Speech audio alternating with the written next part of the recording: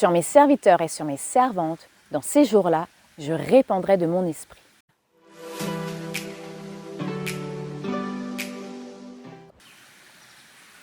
Bonjour, je suis très contente de te retrouver aujourd'hui pour cette nouvelle promesse que nous allons découvrir ensemble. Dernièrement, les chrétiens ont fêté une fête assez importante, la Pentecôte. D'ailleurs, c'est ce que nous allons lire dans Actes au chapitre 2 à partir du verset 1er. Le jour de la Pentecôte, ils étaient tous ensemble dans le même lieu. Tout à coup, il vint du ciel un bruit comme celui d'un vent impétueux, et il remplit toute la maison où ils étaient assis. Des langues, semblables à des langues de feu, leur apparurent, séparées les unes des autres, et se posèrent sur chacun d'eux. Et ils furent tous remplis du Saint-Esprit, et se mirent à parler en d'autres langues, selon que l'Esprit leur donnait de s'exprimer. Cet événement est la réalisation même de la promesse que Jésus avait faite aux disciples juste avant qu'ils montent au ciel.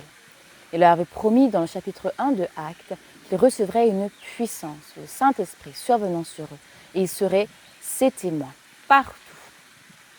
Alors cette promesse que Jésus avait faite aux disciples, sachez-le qu'elle a été faite bien avant, des siècles auparavant, dans le livre de Joël le prophète. Tu t'en souviens, on en avait parlé la dernière fois. Donc on va également le lire ensemble.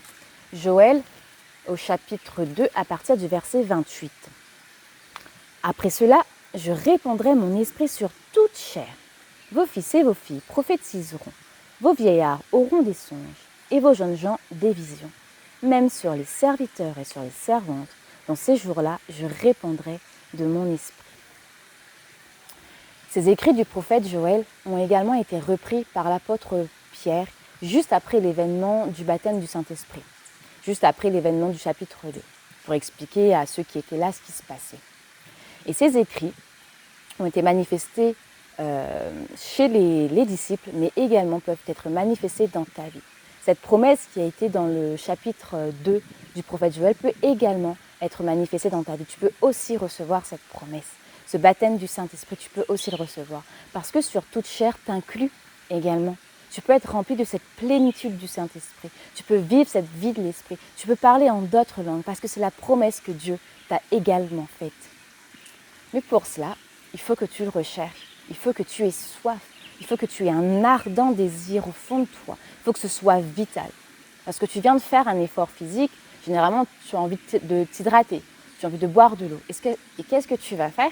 Tu vas aller chercher une bouteille d'eau, tu vas aller boire un verre d'eau. C'est la même chose. Il faut que tu cherches. Il faut que ce soit vital pour toi. Il faut que tu te mettes à l'action. Il faut que tu implores le Seigneur. Il faut que tu lui demandes de te remplir, de te baptiser. Il faut que tu le cherches vraiment de tout ton cœur. Et je suis sûre qu'il te répondra. Tu sais pourquoi? Parce que les promesses du Seigneur sont oui et amen. Ce n'est pas moi qui le dis, c'est la parole qui le dit. Alors n'hésite pas à le chercher de tout ton cœur.